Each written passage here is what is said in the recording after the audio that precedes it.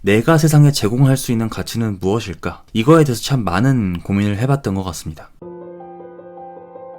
안녕하세요. 동기부여학과 주영호입니다. 억만장자, 재산이 1조가 넘는 사람들을 말하죠. 대표적으로는 아마존의 제프 베조스, 테슬라의 일론 머스크, 루이비통의 베르나르 아르노와 같은 사람들을 말합니다. 이 억만장자들의 공통점은 기업을 운영하고 있다는 것이며 사업 수완이 뛰어나다는 거예요. 하지만 더 중요한 것은 기업을 운영하면서 느끼게 되는 압박감, 그리고 이것을 버틸 수 있는 멘탈이나 여유가 남다르다는 것인데요. 수많은 억만장자를 고객으로 두고 있는 로빈 샤르마는 그의 책 에브리데이 히어로에서 억만장자의 공통점 5가지를 언급하고 있습니다. 그 중에 첫 번째는 그들은 부정적인 사람들과 함께 하기를 거부한다는 거예요. 이건 제가 정말 너무너무 중요하다고 생각해서 가장 먼저 말씀드립니다. 로빈 샤르마는 이렇게 말합니다. 많은 사람들에게 영감을 주는 모든 업적은 무언가로부터 크게 영감을 받은 사람들이 만들어낸 것이다. 위대한 비전을 가진 사람들은 낙관적인 에너지를 갑옷으로 두른다. 그 이유는 그 상태를 유지하지 못하면 그들이 상상하고 생각하고 있는 것들을 현실로 만들어가는 과정에서 열정을 잃기 때문이다. 그래서 그들은 변명하는 사람들, 불평하는 사람들을 마치 전염병 보듯이 피한다. 반면에 희망을 주고 세계를 건설한 사람, 그리고 이미 건설한 사람들과 시간을 보낸다. 즉 억만장자들은 그들의 생각을 현실로 만들어 나가는 과정에서 정말 수많은 사람들을 만나왔을 텐데요. 부정적인 사람들의 불평, 조롱, 불확실성과 수없이 싸워왔을 겁니다. 하지만 그들은 이미 알고 있는 거죠. 그런 부정적인 감정들이 결국은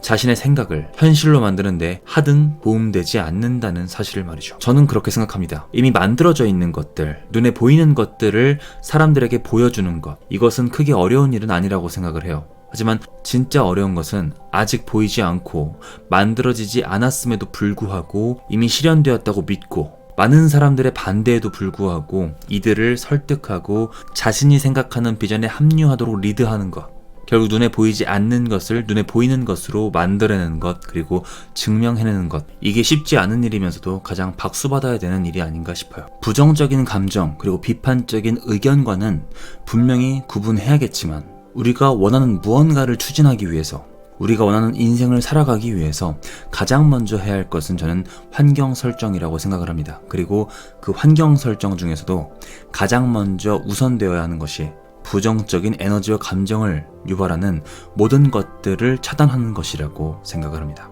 여러분들의 의견은 어떠신가요? 자, 두 번째, 어린아이 같은 호기심이 있다. 로빈 샤르마가 만났던 지구상에서 가장 부유한 사람들은 자신의 호기심을 우울한 사회로부터 보호하기 위해서 정말 많이 애써 왔다고 합니다. 그들은 끊임없이 책을 읽고 코치와 가이드들에게 열성적으로 투자하며 교육 강좌를 수강하고 컨퍼런스에 참가한다고 말해요. 이 내용에서 억만장자들은 호기심을 지키기 위해 최선을 다한다고 말하죠. 근데 이것은 어떤 호기심일까? 라고 제가 한번 생각을 해봤는데요. 이것은 인간에 대한 호기심이라는 생각이 들었습니다. 제가 지금까지 공부한 바에 따르면 돈은 가치와 교환된다고 배웠어요.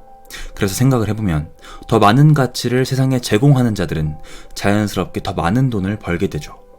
그 가치들은 세상의 제품이나 서비스의 형태로 나타나 있는데요. 우리에게 돈을 주는 것은 한 회사의 사장님이시기도 하고 물건이나 서비스를 구매하는 고객이기도 합니다. 공통점은 이들이 모두 사람이라는 거죠. 그래서 저는 이렇게 생각해요.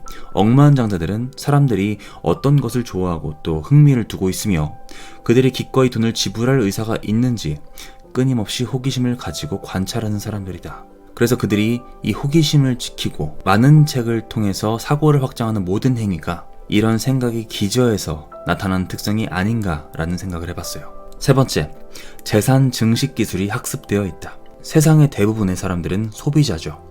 그들은 항상 물건을 사들이고 필요하지 않아도 물건을 구매합니다. 이러한 소비 활동은 우리의 결핍된 감정 그리고 채워지지 않은 욕구를 충족시켜주죠.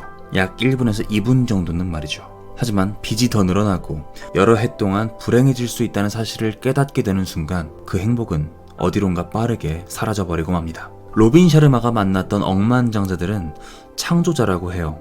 그들은 사람들이 구매하는 물건들을 만들고 그로 인해서 잠자는 동안에도 돈이 불어난다고 하죠. 그들은 현명한 투자를 하고 갚을 수 없는 부채를 만들지 않는다. 그들은 자동소득뿐만 아니라 비자동소득에도 많은 시간을 쏟는다. 저는 이 부분을 읽으면서 과거에 제가 만들었던 영상을 떠올렸어요. 그 영상은 생산자 마인드와 관련된 내용이었거든요. 부자들은 생산자 마인드를 갖춘 사람들이다. 세상에 가치를 제공하고 그에 대한 보상으로 돈을 얻는 사람들이다. 그 당시에 제가 이 영상을 만들면서 내가 세상에 제공할 수 있는 가치는 무엇일까? 이거에 대해서 참 많은 고민을 해봤던 것 같습니다. 그리고 이런 생각이 제가 무언가를 끈기 있게 하는데 많은 도움이 되었던 것 같아요. 가치를 제공하려면 제가 한 분야의 전문성을 가져야 되고요.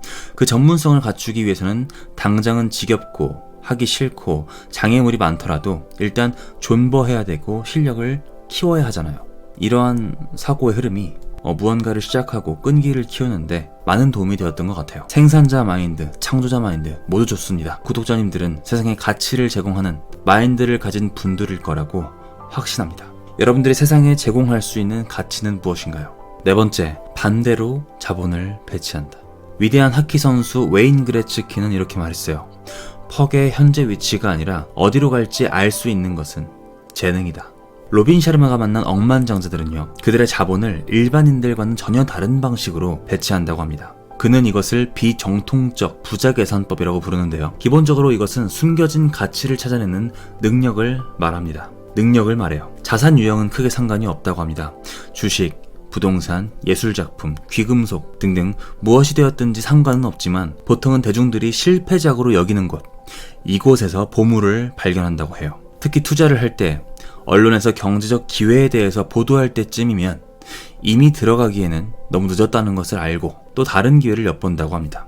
저의 경우는 아직 미래를 읽는 능력은 잘 모르겠고요. 뉴스에서 유망하다고 말하는 투자가 이미 늦었다라는 것은 감이 오는 것 같습니다. 자, 마지막으로 다섯 번째, 그들은 비평가의 의견에 매우 무심하다. 아마 우리는 주변 사람 모두에게 호기심을 사고 싶을 수도 있습니다. 비난이나 조롱을 받는 것들이 그렇게 유쾌한 감정은 아니기 때문이죠. 하지만 억만장자들은 다른 사람의 의견은 그저 의견일 뿐이며 그들의 의견에 더 많은 힘을 부여하지 않는다고 합니다. 누군가의 의견은 그 사람의 신념과 과거 경험을 바탕으로 내린 생각이며 판단일 뿐이므로 상관할 바가 전혀 없다고 하죠. 또 하나 정말 와닿는 구절이 있었는데요. 당신의 광채의 위협을 느끼는 사람들의 제한된 인식과 질투에 당신의 생각과 마음의 공간을 빌려주지 마라. 그들의 무단 점유를 허용하기에는 그 공간이 너무 귀중하다. 저는 2년간 유튜브를 운영하면서 종종 신선한 악플을 경험했습니다. 피드백을 가장한 비난과 무지성 악플, 정말 꽤나 많았는데요. 목소리에 대한 비난, 콘텐츠 방향성에 대한 언급, 처음엔 많이 신경 쓰였고 아팠는데 이것을 밀고 나가면 결국 또 좋아하시는 분들이 남아 계시더라고요. 세상은 넓고 우리의 목소리에 공감해줄 사람은 비난하는 사람보다 많을 거라고 생각합니다. 여러분들이 현재 가고자 하는 방향에 대한 확신이 있으시다면 주변에 너무 많은 의견 구하지 말고 지금처럼 쭉 밀고 나가셨으면 좋겠어요. 오늘 콘텐츠는 로빈 샤르마의 에브리데이 히어로라는 책을 참고해서 콘텐츠를 제작했습니다. 우리의 삶의 목적이 무조건 돈을 많이 버는 것은 아닐 거라고 생각해요. 돈은 수단에 불과하며 그 뒤에 목표한 금액이 달성된 후에는 어떤 의미를 가지고 인생을 살아갈지가 더 중요하다고 생각합니다. 또한 아이러니하게도 삶의 목적을 먼저 세팅하고 살아가는 과정에서 목표한 금액이 더 빨리 달성되기도 하죠. 상황마다 사람마다 모두 타이밍이 다르기에 무엇이 되었든 여러분들만의 의미 있는 인생 살아가시는데 이 책이 도움되었으면 좋겠습니다. 감사합니다. 지금까지 동기부여학과 최영호였습니다.